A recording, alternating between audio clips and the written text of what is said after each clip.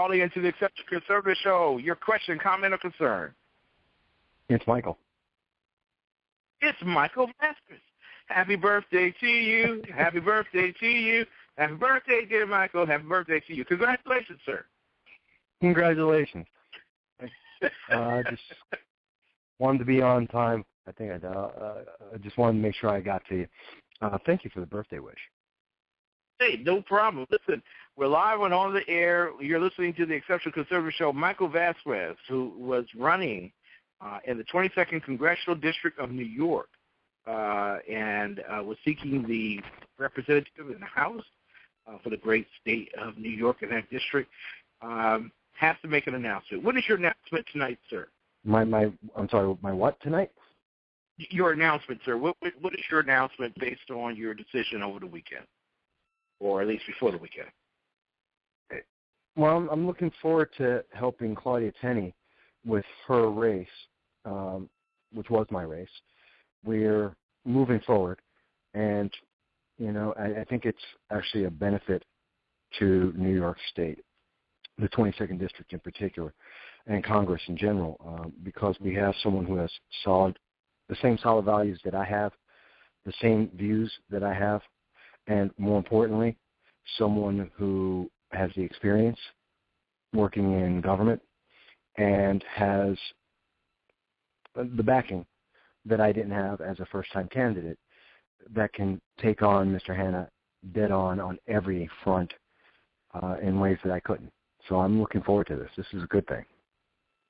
Excellent. Excellent. Well, it sorrows us that you're not fulfilling the campaign. Although you're not governor and didn't quit midterm, we're very pleased by the fact that that you ran. That's the most important thing, and that you were receiving some accolade in terms of running. Go right ahead. We definitely raised the bar. We raised the bar. I mean, my supporters and the people who were behind me did a fantastic job and getting the word out. We raised the national attention as well as inside the state and in the district. We had people talking about this race that in 2012, no one even thought about it. And I was at meeting after meeting where people were sitting there for 20 minutes or longer debating whether or not Representative Richard Hanna actually is a Republican and if they should support him. And as a first-time candidate coming up, with votes that are, 50-40, where I'm coming up just short of being able to beat him, which makes a statement about the support he really has in this district. Exactly. But it also speaks to your character, too, in all seriousness. Many people... Well, thank you. In sincerity, I really mean that. It speaks to your character that someone puts the cause ahead of their personal ambition. Because it would have been very easy for you to receive notoriety for challenging him as you have, and you've been a harsh challenger to Congressman Hanna, unrelenting. I agree. But at least in the campaign, in the race, you were not pulling punches. You were going right in there, round one, and you were showing everything that you had. And the unfortunate thing is that you do have to step aside. But the graceful thing is that you didn't step aside and no one else heard from you. There was someone that you could vouch for in terms of their abilities and their skill set. And that says a whole lot about your class, about your steely determination to win. It also speaks volumes about your spiritual values and your thoughts towards the cause of this particular country. And God bless you, sir, for your service to this country and for all that you've done during this particular race. You're not going anywhere. We're going to keep you over if you don't mind. And I want to talk with you about some of the issues that you'll be facing. And you'll be joining me in Pennsylvania, am I correct? Oh, absolutely. I'm going to be one of the speakers at the event. Well, there you go. And I'm looking forward to it. Yeah, I'm looking forward to it. I love talking about the Second Amendment and protecting it. It's critical. I mean, it's the Second Amendment. It protects all of the other rights. There's a reason why the founders, in their wisdom, said, we have to include this because down the road, all governments get too big, they get too powerful, and they forget they're there to serve the people. And that's why they put that in there. And I think we have to respect that. I think so. I agree with you wholeheartedly. And I wish you would say that louder so that underground professor might acknowledge you. We'll be back with more of the best in urban conservative talk. Welcome back to the best of urban conservative talk. You're listening to yours truly, the exceptional one, Ken McClenton, who won a fantasy basketball challenge. So definite credibility on and off the courts, I tell you. Listen, we are certainly not ashamed of the good news of conservatism, for it is the power of liberation, first to the Republicans and then the Democrats. And one of those great liberators I'm talking to tonight is Michael Vasquez. Michael, you have taken on the great fight. I want to get your remarks. What did it feel like when you recognized that you were at the end of your campaign and that this was not going to be the right time? Well, it was a difficult time. It's a difficult decision. I mean, in the same way, in a similar way, to saying, my God, things are so bad, and our representative is so detached from the people. And it's similar to that. It's just a shocking revelation. And you have to sit back and go, oh, my God, what do you do? What do you do at that point? And for me, it was the understanding that I had reached a lot of people, and everyone I was reaching were understanding and saying, yes, you're right. This is a bad situation. We do have a representative that has departed from everything he's told us, starting in 2010, where he said he was a conservative and got the Tea Party. And in 2014, now says that the Tea Party and the conservatives are extremists. Well, they were good for him when he needed the vote, and now that he felt he didn't need it, he threw them away. That kind of revelation, I said to myself, I'm reaching those people, but I can't reach enough of them. It's just the reality. Yeah. But in the entrance of Assemblywoman Claudia Tenney, she does have that ability. The media is, and I'm talking about the mass media, they're very friendly towards her as a sitting representative, elected official. And she has a lot of the contacts to some of the larger organizations that, as a first-time candidate, they were holding back to see what would happen as opposed to actually having a conversation. So that's why I say it's a benefit to the people of New York, because the things that I'll probably, if I were to run again and in some future for some other position, I'm sure I'd get that attention immediately, but I didn't have it this time, and that's a negative to me that she doesn't have, and that's why I'm happy to support her. I appreciate that support and the contemplation of true thought in terms of getting the outcome that you seek rather than the personal adulations that come with notoriety. But you have to separate ego. You have to separate the ego out. Yes. I got into this to take care of people, the people in the 22nd District and in the nation, and staying in didn't achieve that goal. And, you just have to take the ego and just throw it out the window. And not easy, but you have to do that to get to that goal. Now, you're a brilliant man, and I don't throw that term around loosely. I don't call too many people brilliant, except when I look in the mirror. But you are,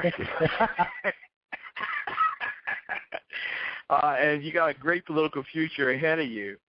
And I'm wondering here, because I'm just tell me if I'm all center now. The GOP said that they were reaching out to urban Republicans or conservatives. They were. Trust me, they knocked on your door. You weren't home at the time.